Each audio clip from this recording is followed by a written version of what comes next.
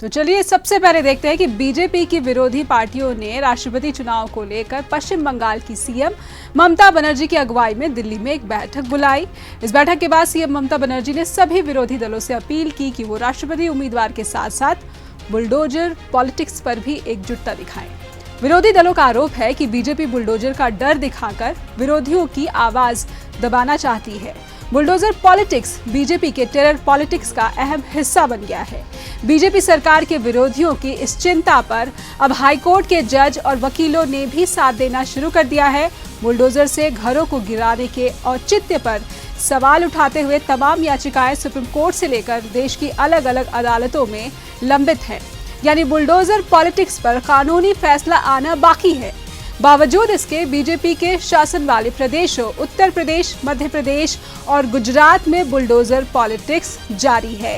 यहाँ तक कि इलाहाबाद हाईकोर्ट के पूर्व चीफ जस्टिस गोविंद माथुर ने भी कहा है कि बुलडोजर से इस तरह घरों को गिराना अवैध है। इंडियन एक्सप्रेस में छपे उनके इंटरव्यू में पूर्व चीफ जस्टिस माथुर ने कहा है कि ये पूरी तरह से अवैध है। जब घर के सारे लोग हिरासत में हो तब उनका घर बुलडोजर से गिराना पूरी तरह से गैर कानूनी है। माथुर ने कहा है कि ये तकनीकी मुद्दा नहीं है बल्कि कानून के शासन का सवाल है। ये बुलडोजर पॉलिटिक्स असल में एक हत्यारी पॉलिटिक्स है, फांसीवाद की पॉलिटिक्स, और यह सिर्फ इसलिए हो रही है क्योंकि मुस्लिम समुदाय को, एक कम्युनिटी को एक डरा के रखने की राजनीति है कि अपराध को बहुत सारे लोग करेंगे लेकिन बुलडोजर सिर्फ आपके यहाँ चलेगा। इस राजनीति के तहत सिर्फ बुलडोजर की राजनीति की जा रही है और जिस तरीके से हो रहा है, आप देखिए जो है इलाहाबाद हाई कोर्ट के चीफ जस्टिस हैं जस्टिस माथुर, उन्होंने कहा ये टोटली इलीगल, और इसके बाद में सुप्रीम कोर्ट के तमाम जजेज, हाई कोर्ट के तमाम जजेज और तमाम कानूनविदों ने सुप्रीम कोर्ट को भी यह अर्जी दी कि बुलडोजर की पॉलिटिक्स निश्चित रूप से एक वेंडेटा पॉलिटिक्स है, देश को टुकड़े टुकड़े करने की पॉलिटिक्स है, इसलिए सुप्रीम कोर्ट को इस पर कॉग्निजेंस लेना चाहिए। आप देखेंगे कि भारतीय जनता पार्टी जब से सत्ता में आई है तब से वो मुस्लिम कम्युनिटी को हमला करती है और इस हमले का उसका उद्देश्य ये होता है कि इसके जरिए वो जो देश की दूसरी आबादी है उस 80% वाली आबादी का तुष्टीकरण करने का काम करती है।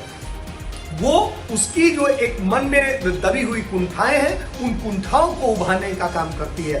जो ये हिंदुत्व के नाम की राजनीति है वो असल में सनातन धर्म या हिंदू धर्म की जो सिद्धांत है, नियम है, जो उनके पुस्तकें और कहते हैं, ग्रंथ कहते हैं, उसके मुताबिक बिल्कुल उसके विपरीत है।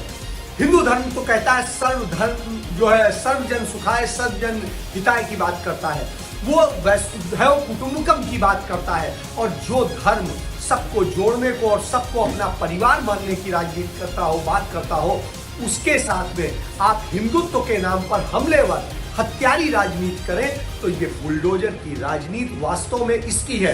इसके जरिए विपक्षी नेताओं को भी डराया जाता है। इसमें वेलफेयर पार्टी के राज्य महासचिव मोहम्मद जावेद की पत्नी परवीन फातिमा के घर को बुलडोजर से मलबे के ढेर में तब्दील कर दिया गया। इसकी खास वजह यह थी कि पुलिस जावेद को पिछले जुमे पर हुए प्रदर्शन का मास्टरमाइंड बता रही थी। प्रयागराज के एसएसपी का कहना है कि बाप बेटी मिलकर प्रोपेगेंडा करते हैं। इसमें जिस बेटी का उन्होंने अप्रत्यक्ष जिक्र किया उसका नाम आफरीन फातिमा है। वो जेएनयू की पूर्व छात्र नेता हैं और इस समय एक्टिविस्ट हैं। इस कार्रवाई के दौरान उसके घर की सर्चिंग भी की गई और उसमें आपत्तिजनक सामान मिले हैं। टोटल जो आपत्तिजनक सामान मिले हैं जिसमें अवैध असलहे और आपत्तिजनक पोस्टर वगैरह हैं, उसको कब्जे में ले लिया गया है। उसकी सूची बन रही है और उसको तफ्तीश में शामिल किया जाएगा। तो फिलहाल आफरीन फातिमा के घर को तबाह करने का ये मुद्दा 3 अदालतों supreme court, Allahabad high court और मध्य प्रदेश हाई कोर्ट में विचाराधीन है।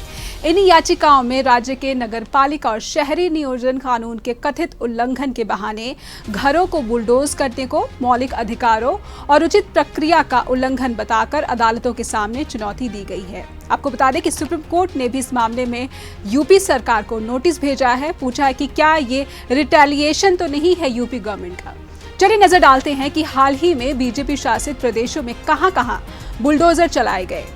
ग्राफिक्स की मदद से देखते हैं। मध्य प्रदेश हाईकोर्ट में 22 साल के आसिफ खान ने अपील की है कि उनका घर, 3 दुकानें इसीलिए गिरा दिया गया क्योंकि उन पर एक हिंदू महिला के अपहरण का आरोप था। जबकि इसी मामले में हाईकोर्ट की सिंगल जज की बेंच ने माना था कि महिला बालिग थी, उसने आसिफ को स्वीकार किया था। हाईकोर्ट ने उस समय इस अंतर धार्मिक जोड़े को सुरक्षा भी मुहैया कराई थी। पिछले महीने मध्य प्रदेश के खरगोन में प्रधानमंत्री आवास योजना के तहत बने एक मुस्लिम के घर को गिरा दिया गया। खरगोन में सांप्रदायिक हिंसा हुई थी। उस हिंसा में इस मुस्लिम व्यक्ति को पुलिस ने आरोपी बनाया था। पुलिस ने मुस्लिम आरोपी के घर पर बुलडोजर चलाया। आरोपी को अपील करने का वक्त भी नहीं दिया गया। 21 अप्रैल को सुप्रीम कोर्ट ने दिल्ली के जहांगीरपुरी इलाके में बुलडोजर के खिलाफ स्टे जारी किया। यहां उत्तरी दिल्ली नगर निगम ने इलाके में हिंसा के एक दिन बाद अतिक्रमण हटाने की कार्रवाई शुरू की थी। Justice L Nageswara Rao, justice BR Gavai की बेंच ने कहा था कि वो इस बात की जांच करेगी कि अभियान से पहले उचित प्रक्रिया का पालन किया गया था या नहीं। जस्टिस राव रिटायर हो चुके हैं। अब ये मामला अगस्त में सुनवाई के लिए सूचीबद्ध है।